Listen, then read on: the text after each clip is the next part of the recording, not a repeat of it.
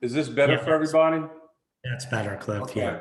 So Hold on one second. the overriding emotion was just relief. I don't know a lot about the law, but I did watch as much of the case as I could.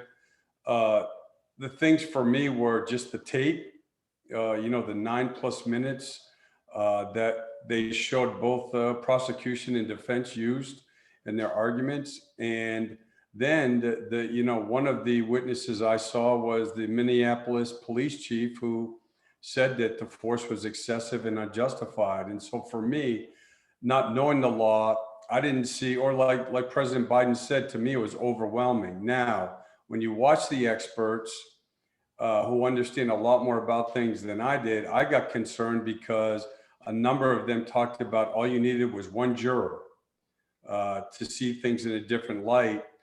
And then, the decision could have gone otherwise. So I can't lie, coming into this, I think like a lot of people, I was very concerned. So one, it was a relief. Two, my second thought, again, for me, is the family.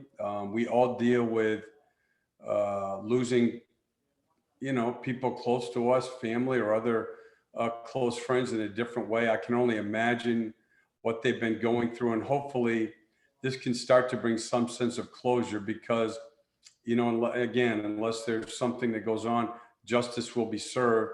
And then my third thought is that, the challenge goes on to bring, positive and sustainable change to our country, to our systems, to criminal justice system, to policing.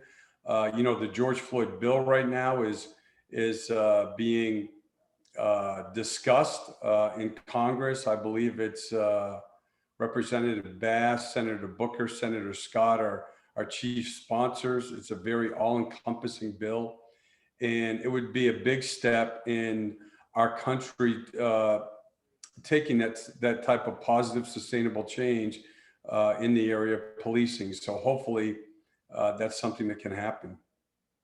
Pat Welter, Spectrum Sports.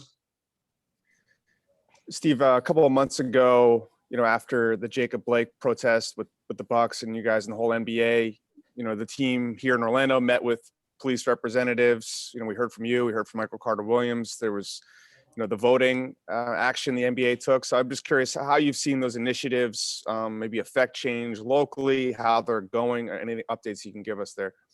Well, I think that what you find is, and the players have found this, is, it's going to take time,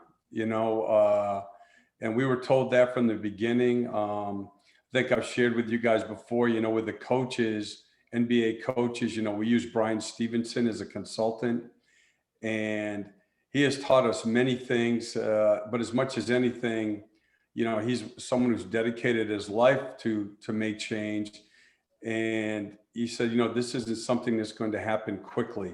And so, I mean, on a local front with the local elections, I look at somebody like Monique Worrell, who our players met with, and, some of her ideas and how progressive she is. And to me, that's what we have to do. Yeah, I think that people look at national elections, but local policies in every aspect of, we talk about systemic racism.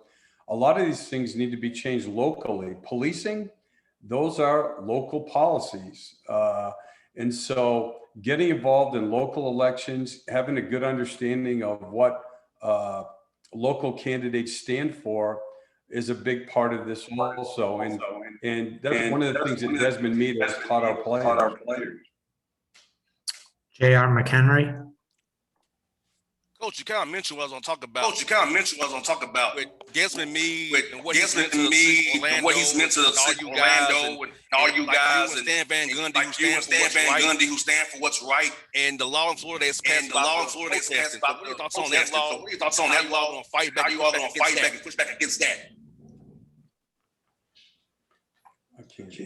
I'm sorry. Joel, are you hearing that? No, we're okay. We're okay. All right, it's bad on our. Okay, let's go to another question. No, it's everybody. Not just JR. JR. It just started at the end of. It's muting. I mean, I don't know what to do. Hang on. Give me a second. Sorry, Cliff.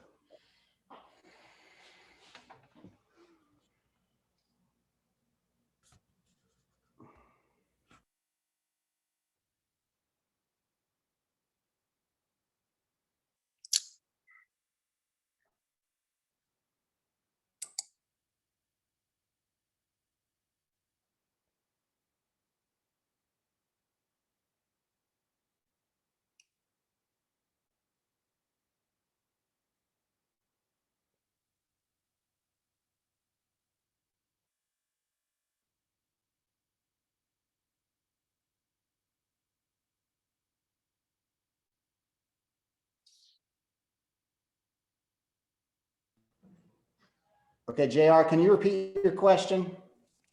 Yes, I was asking about Desmond Meade, coach, and Shinshina Meade, and how you guys down there are going to fight back against the law in Florida that's passed with about the protesting now and trying to make sure the voter suppression bills here in Georgia aren't passed in Florida as well, Coach Clifford. We actually just did a call with Desmond, the whole group on before our game in Tampa the other day, and he's coming to our game on Thursday when we play New Orleans. And he has sent us information that we're just, when we get back tomorrow, we're going to pass out to all the players so that they have a better idea of the possibilities of the voting laws that they're trying to get passed in our state, in Florida.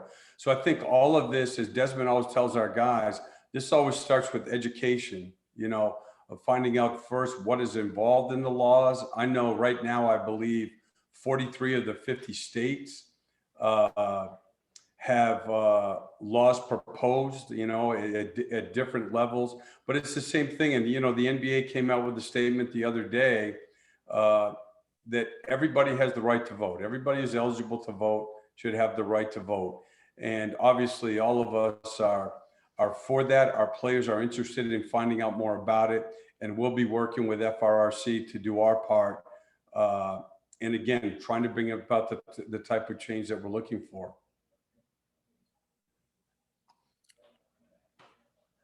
Okay, other questions? Dan Savage, OrlandoMagic.com. Cliff, in regards to the game tonight, when you look at the numbers over the last two games, your group has done, really well in quarters 1, 2, and 4. How much is the focus of coming out strong in both halves?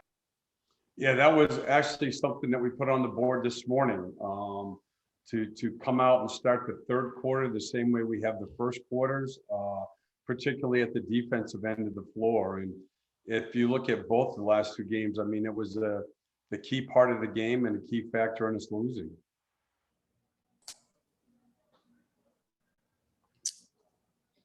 Anything else?